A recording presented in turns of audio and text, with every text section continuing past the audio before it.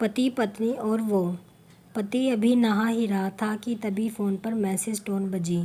पत्नी मोबाइल के पास में ही खड़ी थी। उसका ध्यान फ़ोन की तरफ गया। उसने सहज ही फ़ोन उठाकर मैसेज पढ़ा। हाय, गुड मॉर्निंग डियर। किसी बेबी का मैसेज था। पत्नी सोच में पड़ जाती है कि अब यह बेबी कौन है। तब तक पति भी नहाकर बाहर आ चुका है। पत्नी उसे किसी बेबी का मैसेज आया है बताती है। पति मुस्कुरा देता है, फ़ोन उठाकर उस मैसेज का रिप्लाई करता है, hi baby, how are you, और अपने काम में लग जाता है। इस रिप्लाई को भी पढ़ती है। अब हर पल पत्नी के दिमाग में यही विचार गूंजता रहता है कि यह बेबी कौन है। शाम को पति घर आता है। पत्नी उसे पूछती है, यह बेबी कौन है। पति जवाब में सिर्फ मुस्कुरा देता है और फिर से अपने काम में लग जाता है। 2-3 दिन बीत जाते हैं। उन विचारों ने अभी तक पत्नी का पीछा नहीं छोड़ा था और फिर से पति के मोबाइल पर फिर एक बार बेबी का मैसेज आता है, आज तो मिलोगे कि नहीं, तुम्हारी बहुत याद आ रही है। इस मैसेज ने आग में घी का काम किया। पत्नी का शक और भी ज़्यादा पक्का हो गया। बीच बीच में ऐसे मैसेजिंग का आदान प्रदान होता रहता और पत्नी के मन में शक की जड़ें और गहरी होती गई। पति पूछने पर भी जवाब में सिर्फ मुस्कुराहट के और कुछ नहीं कहता।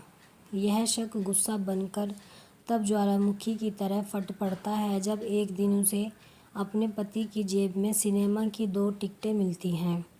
पत्नी अपने पति से बहुत झगड़ती है। पति उसे समझाने की कोशिश करता है, लेकिन वह कोई भी बात सुनने को तैयार नहीं है। पति को भी उस पर गुस्सा आ जाता है और यह झगड़ा और भी ज़्यादा बढ़ जाता है। गुस्से में पति घर से बाहर निकल जाता है। पत्नी का गुस्सा पति से कई गुना ज़्यादा है। तुरंत वो अपना सारा सामान पैक करती है। एक चिट्ठी लिखती है कि मैं मायके जा रही हूँ हमेशा के लिए, और पति का घर छोड़कर चली जाती है। गुस्सा शांत होने पर जब पति घर आता है तो चिट्ठी पढ़कर उसके होश उड़ जाते हैं। 10 दिन बीत जाते हैं और गांव के उस घर पर डोरबेल बजती है जहां पत्नी रहने चली गई है। पत्नी दरवाज़ा खोलती है। दरवाजे पर 10 साल की एक छोटी बच्ची हाथों में चिट्ठी लिए खड़ी है। वह पत्नी को वह चिट्ठी देती है। बच्ची से वह चिट्ठी लेकर पत्नी चिट्ठी खोलकर पढ़ती है, डियर वाइफ, जिस बेबी की वजह से हम दोनों में इतने झगड़े हुए और तुम हमारा घर छोड़कर यहाँ चली आई, यह बच्ची जो अभी तुम्हारे सामने खड़ी है वह वही बेबी है। अनाथ आश्रम की एक प्यारी बच्ची। इसी के साथ मैं बातें करता था, सिनेमा जाता था। पहली बार जब तुमने बेबी के बारे में पूछा था तो मैंने जानबूझकर तुम्हें नहीं बताया था।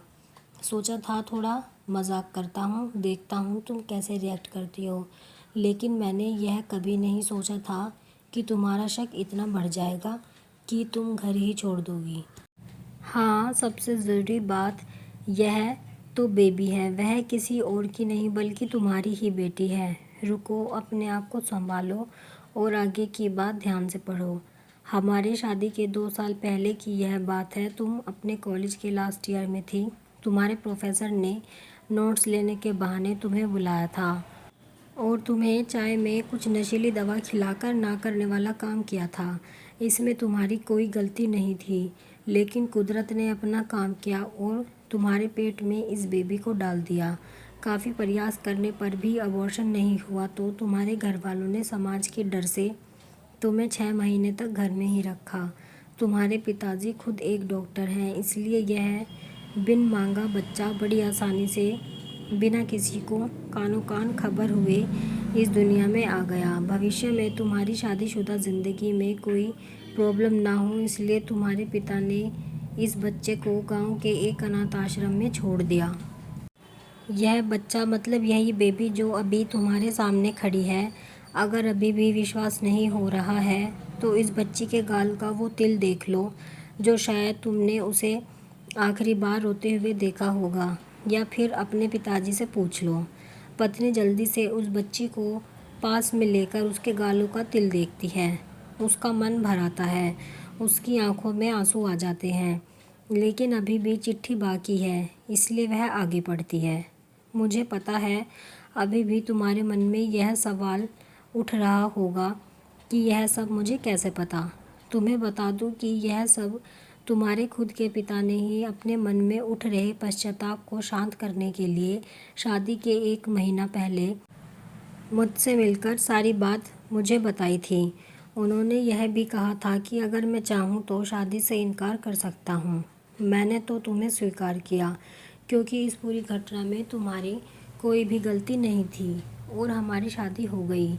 तुमने मुझे बहुत प्यार दिया, लेकिन तुम्हारे पिता से बेबी के बारे में जानने के बाद मैं उसे बिना मिले नहीं रह पाया। मैं बीच बीच में उससे मिलता था। उससे मिलना, उसके साथ समय बिताना मुझे अच्छा लगता था। कितनी प्यारी बच्ची बिना किसी गलती के क्यों सज़ा भुगते। बस इसलिए मैं उसे थोड़ी सी खुशी देने की कोशिश करता था। बस मुझे इतना ही कहना था। अब अगर तुम फिर से अपने घर आकर मेरे साथ रहना चाहती हो तब और सिर्फ तभी गैलरी में आ जाओ। तुम्हारा और सिर्फ तुम्हारा डियर पति। बिना एक क्षण की भी देरी के पत्नी दौड़कर गैलरी में पहुंची और रास्ते पर उसका पति खड़ा था। उसके चेहरे पर मुस्कान की पत्नी की आंखों में आंसू। कारण कुछ भी हो, अपने दोनों के बीच में कभी भी किसी को थोड़ी सी भी जगह मत दो, क्योंकि दुनिया में हर बीमारी का इलाज है, लेकिन शक नाम की बीमारी का कोई इलाज नहीं है। मन शांत रखो, जो भी मन में आए एक दूसरे को बताओ। आप कमेंट में ज़रूर बताएं कि आपको ये कहानी कैसी लगी है। अगर आपको कहानी पसंद आई है तो वीडियो को लाइक करें, शेयर करें और कमेंट में ज़रूर बताएं अपने विचार, और चैनल को सब्सक्राइब करें ऐसी ही कहानियों के लिए। और आप इंस्टाग्राम पर भी फॉलो कर सकते हैं, उसका लिंक भी आपको डिस्क्रिप्शन में मिल जाएगा।